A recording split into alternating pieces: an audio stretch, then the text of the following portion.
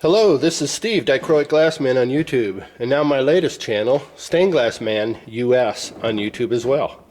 What I want to show here in this video is how to twist lead so that it looks like this.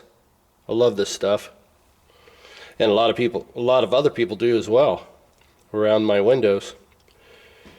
In fact, we can show you a window here. This has been polished, it hasn't been cleaned, so forgive me. It's kind of cool because I got these little windows here, and in these windows here I have three-dimensional gold paint glass bulbs. Dichroic elements. Of course you can hardly tell because they're polished, so you can't really appreciate. What I want to really show is this twisted edge. And you put your hangers over here, which will be in another video, how to put the hangers on, where to look for the hangers. But anyway, I love these twisted edges, and so do a lot of other people. I've sold several panels. Well, what do we do to twist this lead?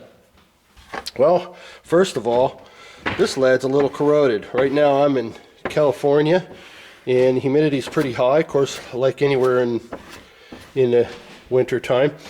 So what I'm doing here is taking a piece of steel wool, and it's easier to do it once you've got the whole strip, and just run the steel wool underneath it and then tighten it up, and that gives it otherwise this has been oxidizing.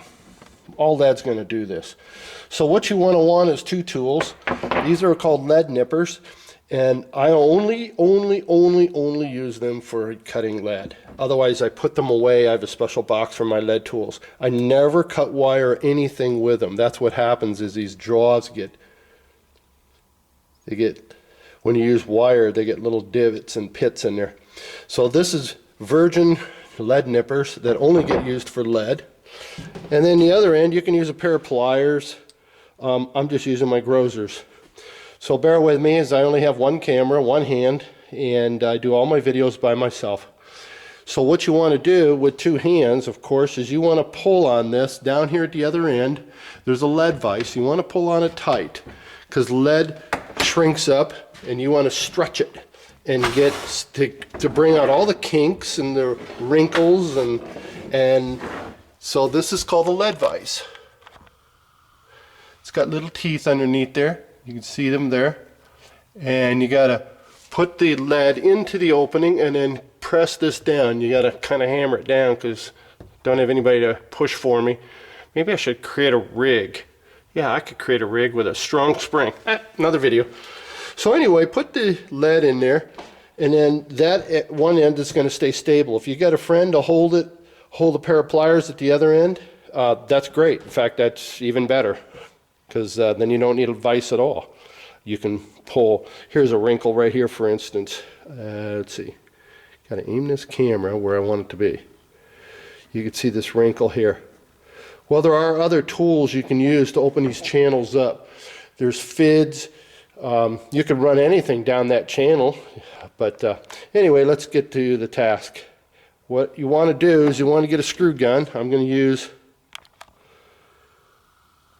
use my screw gun here. Take the bit out and open up the chuck. This is called the chuck. Down here at this end, this is the chuck. Open it up so it can accommodate the lead. So let's see if I can't get this accomplished here. I'm going to put the lead into the end, and then I'm going to, let me make sure at your end that you're seeing what I need you to see. Okay. What I'm going to do is I'm going to turn on I'm going to tighten this up a little bit. Okay, we're twisting. I've got to go in and hammer it at the other end. Give me a second.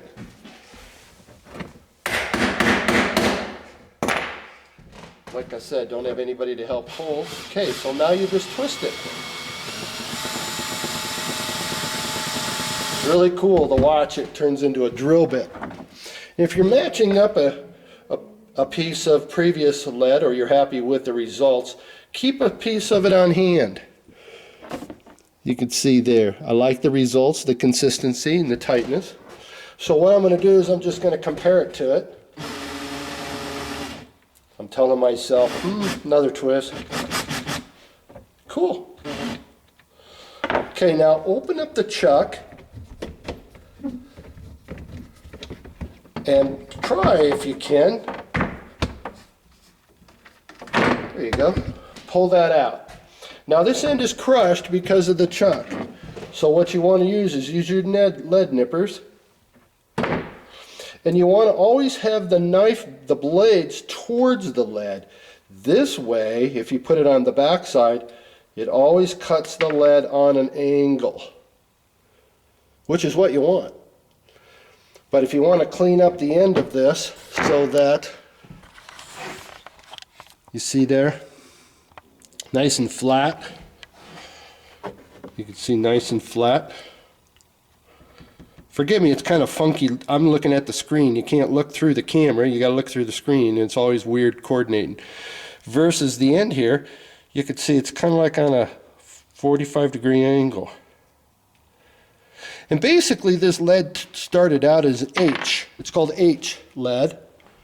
And you can see that again here on the end. You see how it's an H? The letter H. It's called H lead. And this is the large. I have done it in several sizes. In fact, it's good to keep your samples around. Now this one really looks cool. Isn't that different? Now that's not H, that's U. And then you could tighten these up where you close it. It's really tight. Decorative lead. Not a lot of people are putting emphasis on lead. As you know, they're putting decorative soldering in there, calling it that. So anyway, that's how we do the lead. When you take this off on this end here at the vise, or if your friend was holding it in a pair of pliers, I can hold my end down here, and I'm going to twist this by hand just to bring some of these links up to the speed. In other words, just so that they match. You can see how far off that is. So what you can do is twist it by hand. So you want to cut out the junk part at the end, and then, or right now I'll just hold on to the end so I don't waste any more. And then when I get it to these links down here to match this, the consistency, like it is up in here, then I'm content. I'm going to cut that end off so it's nice and flush. I now have a piece of lead ready to rock and roll, as they would say, and solder to my window. Isn't that cool? And it really adds a gorgeous effect to your panels.